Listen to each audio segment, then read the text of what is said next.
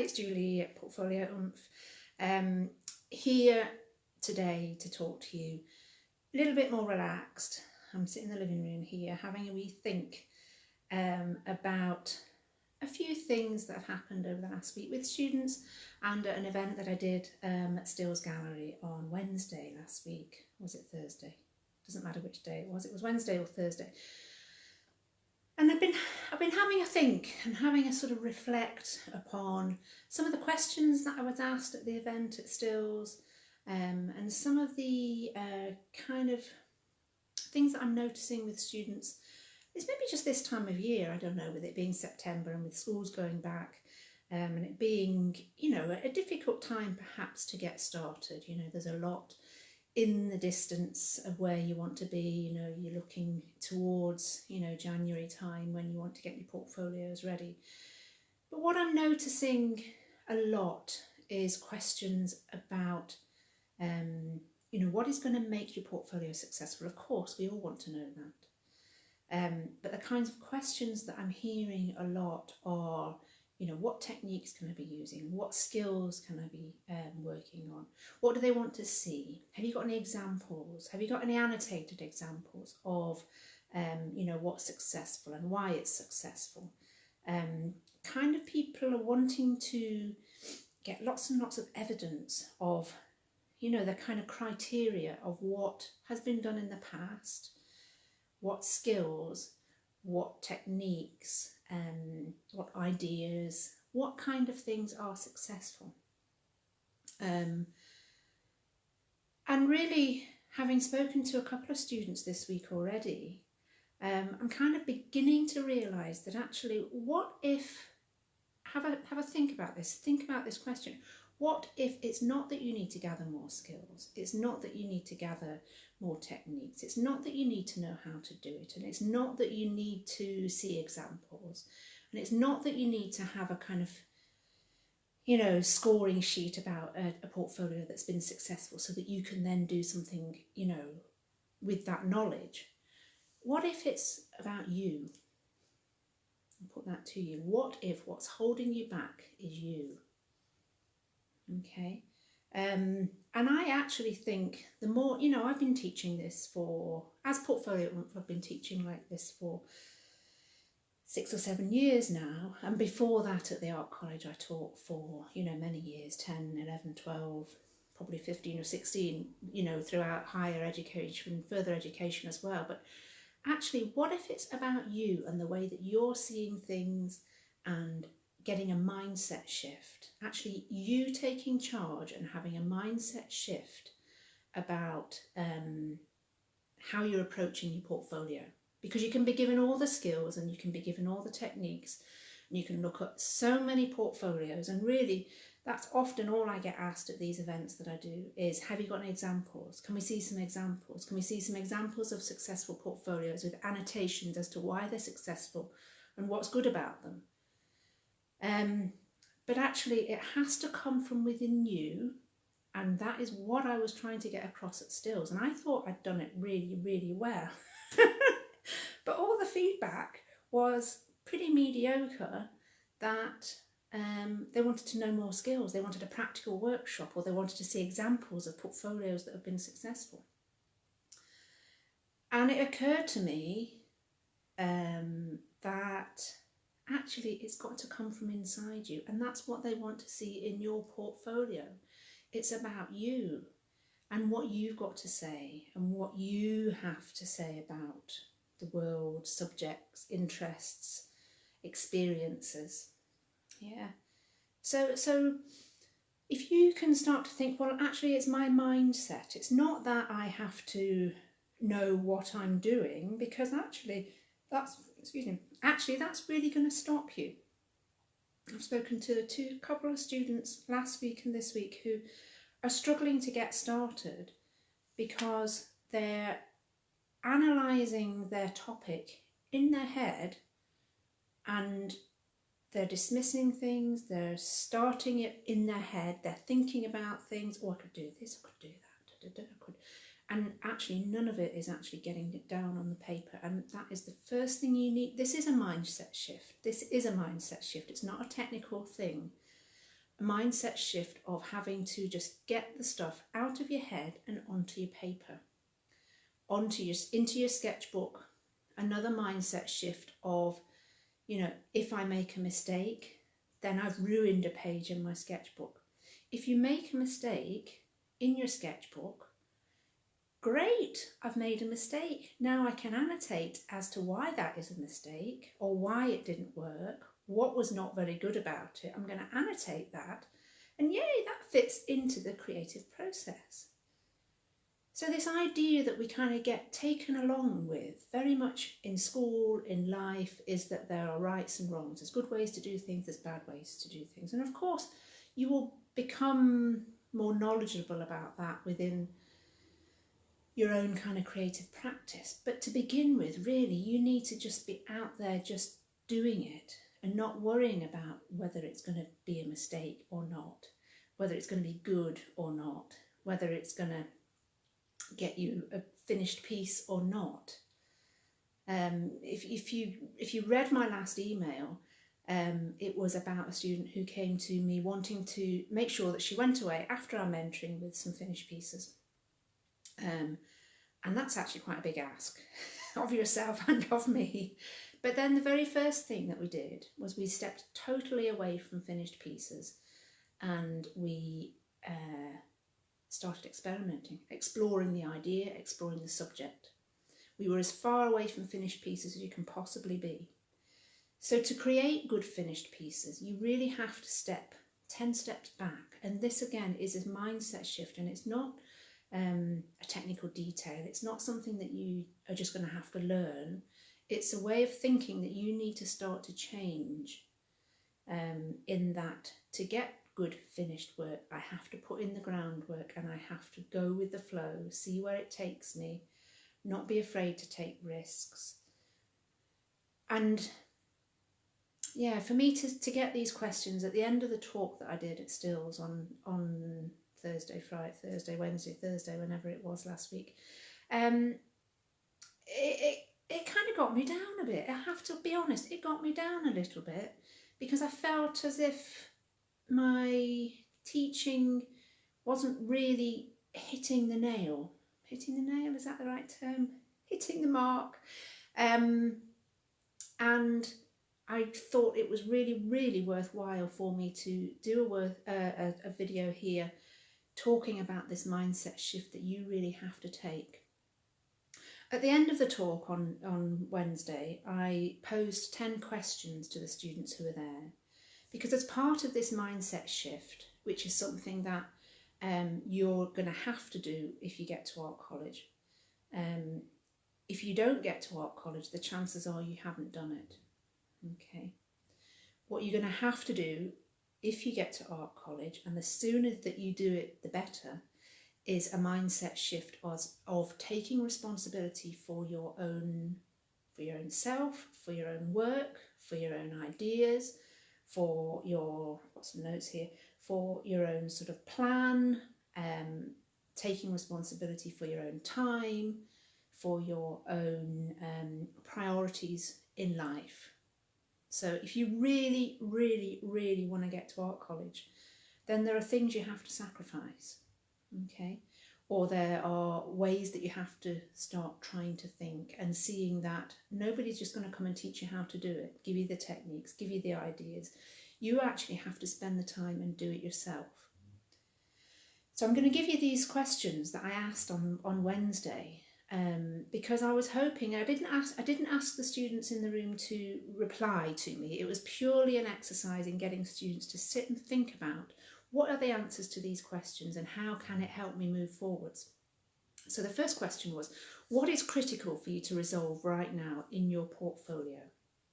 So what is really, really important that you have to start doing to get your portfolio working? So maybe it's actually, I just really need to get started.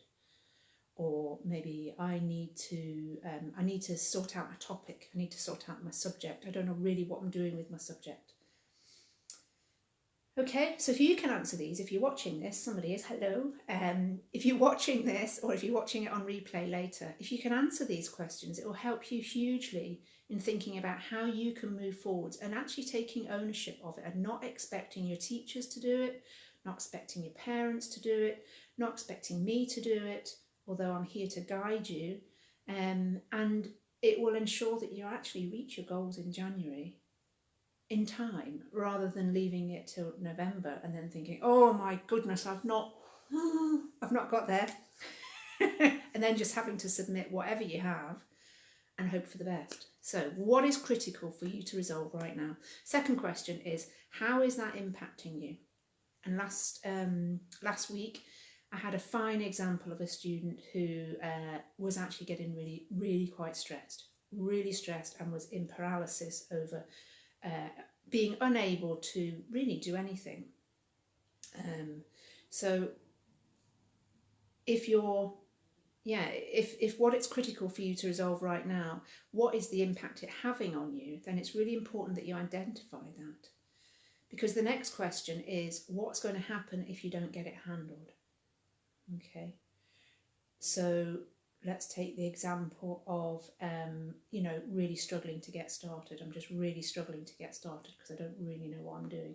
How is that impacting you? Maybe you're feeling really stressed, really anxious. You're unable to start, you're unable to do any work, you're avoiding it. I've been there, we've all done it, we all do it. I'm not saying I don't. But what's going to happen if you just start avoiding it? You're going to put it off, and you're going to put it off, and you're going to put it off.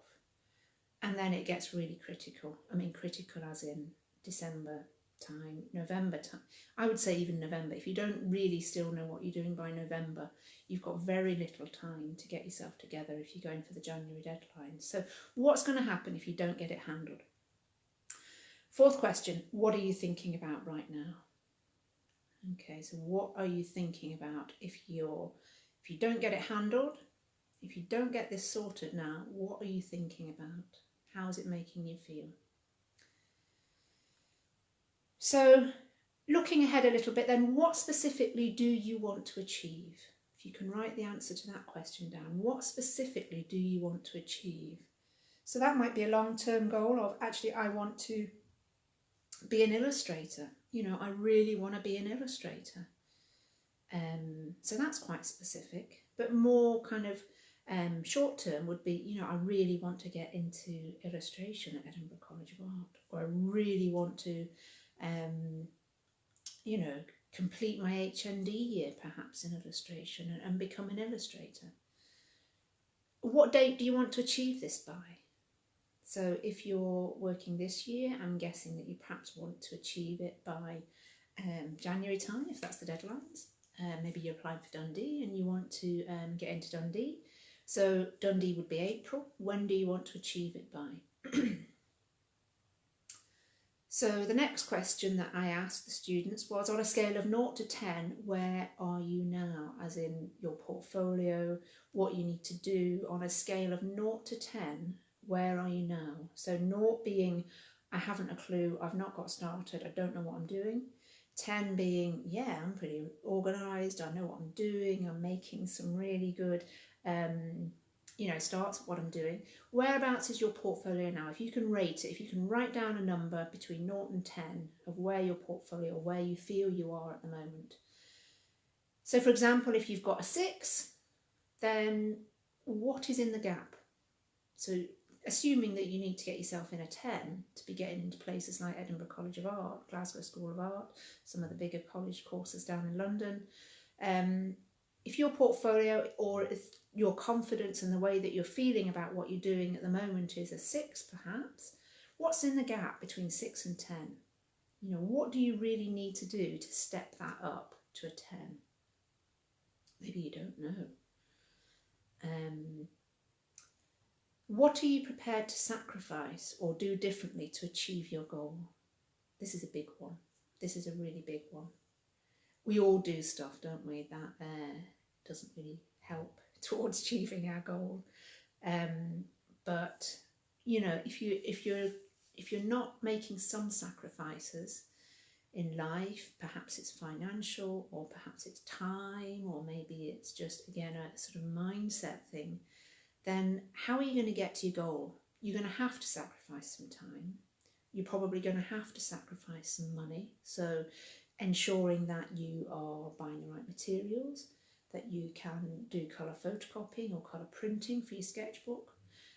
Maybe there's events that you could go to. I spoke to a student about going to an event in Dundee in October, Picture Hooks. It's an illustration event on October the 26th at the V&A in Dundee. If any of you are watching and you're interested in illustration, then to go to these kinds of events is really important, because it gives you a bigger picture as to what life is like as an illustrator. It may not be the kind of lifestyle for you. It may not be what you kind of thought it was. The event isn't cheap. It's, I think, probably £35, £40 for a student for a day event, but there's professionals in the industry talking there. And it would be so beneficial to go if you're thinking of applying for illustration. It would be something wonderful to put on your personal statement, that you'd been to that, because it shows a real passion. Maybe you can't afford to go, but what I would say to you, this is what I'm talking about, sacrifices. Maybe you can't afford to go. So what can you do between now and October to cut back so that you can afford to go? How many coffees can you not buy? How many nights out perhaps can you not do? I don't mean completely cutting out your social life, but maybe you go out on a night out with some friends. I don't know how much you spend these days. Drinks are really expensive. Perhaps £20. I don't know, maybe you spend more. But that's just 2 nights. You can afford to go if you don't go on 2 nights out. What else? Maybe you buy Subways or Kentucky Fried Chickens or McDonald's or any kind of food outside of the house. Again, it's expensive. How about just cutting back a little bit so that you can afford to go to a conference that would really inspire you and give you lots and lots of really useful information, because it's going to really help your future.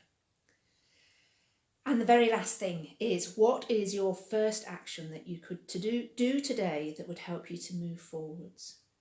Okay, so that could be anything. It could be anything really small. It could be even just not buying that coffee. I'm going to put that £2, £3, whatever a coffee is, I'm going to put that in a little bucket at home, and I'm not going to spend it.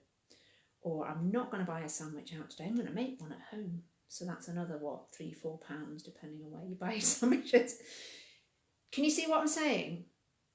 It's a mindset shift, and you are in charge, and you need to take responsibility for possibly just changing the way that you're thinking about how you're seeing a portfolio, what you're expecting from outside sources, teachers, me, parents, and actually just thinking, this is my responsibility. I've got to change the way I'm thinking. I've got to start taking some risks. I've got to just listen to advice that I'm being given.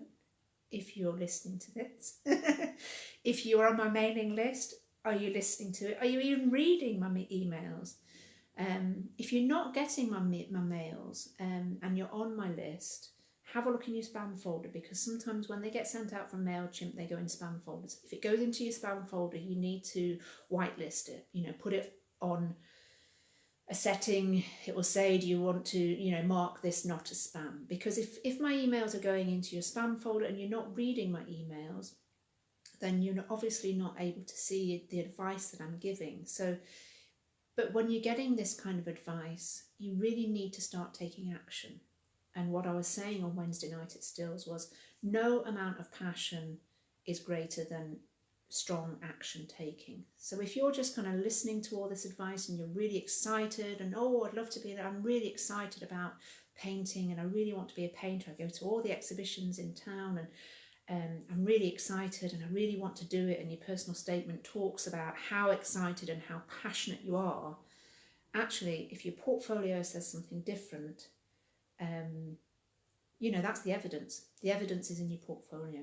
So no amount of passion really can take over strong action. So you really need to take action today to get started.